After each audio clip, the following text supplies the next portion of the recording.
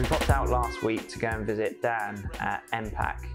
He's working currently in Chandlers Ford on a job using our Vereley Beige 900 by 600 sort of sandy beige porcelain tile. This is an interesting job because it's a big block of paving, but it's been made a bit more unique by Dan laying it on a 45-degree angle. There's quite a few reasons you'd lay paving on a 45-degree angle, and it's probably something we'll maybe do a video about on its own at some point. One of the main reasons is that you make the space seem a little bigger.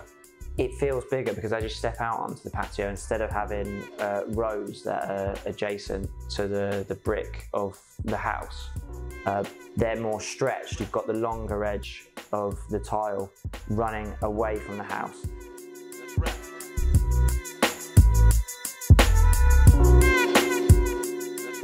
Depending on how you plan to orientate your garden furniture and any other sort of features like an outdoor kitchen or something like that might be going on the patio space, you can create rooms that are at different angles to the property, so the garden works not just directly outside of the house, but you could be on an angle facing back into the house, and it sort of all flows and works together. One thing to consider when going that route is you will have more wastage because a lot of the tiles that are up against the house are all cut. So you can see in some of the drone footage that we got here, Dan's spaced out where his cuts are going to be, and you can see those gaps right up next to the house. It's quite interesting the way the client selected the paving for this job, because they wanted a close match to the render on their property. It's like a cream off-white render, and we in the end, after sort of discussing with Dan and the client the kind of things they liked and them looking at our website, we actually supplied 3 full-size tiles, all of which I think could have worked well. And I actually bet that the client would choose the lightest one of the 3 because for me, I thought that was the best match. But they actually preferred kind of the sandiest coloured tile, which is our Vereley Beige.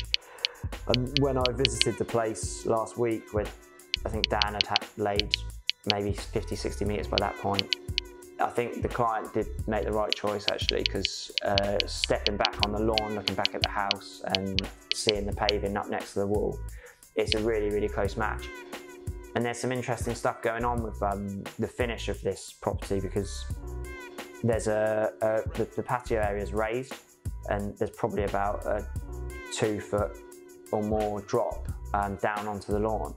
And to manage that transition change, Dan has actually started to get into a bit of stone masonry and masonry work on porcelain. So there's a coping stone that he's created, and he's been sending me pictures of how he's been getting on this week, which hopefully I'm going to include in the video. But he's rounded, it's pretty much a full bullnose round on the coping stones, and created a drip groove underneath. A drip groove is like a little capillary groove that's cut into the underside of the tile.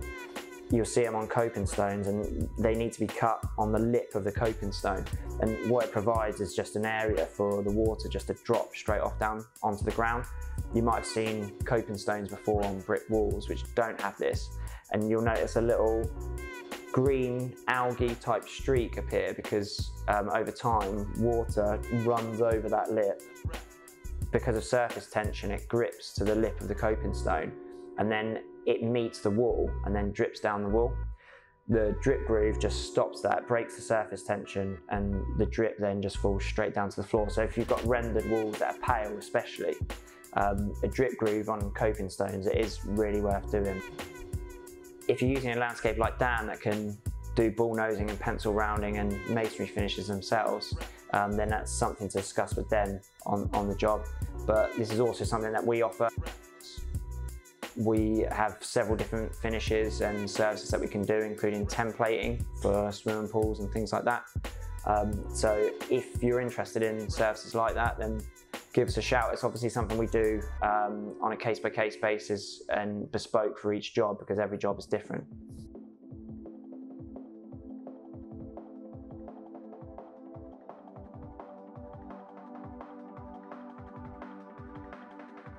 I'm looking forward to getting back to this one soon.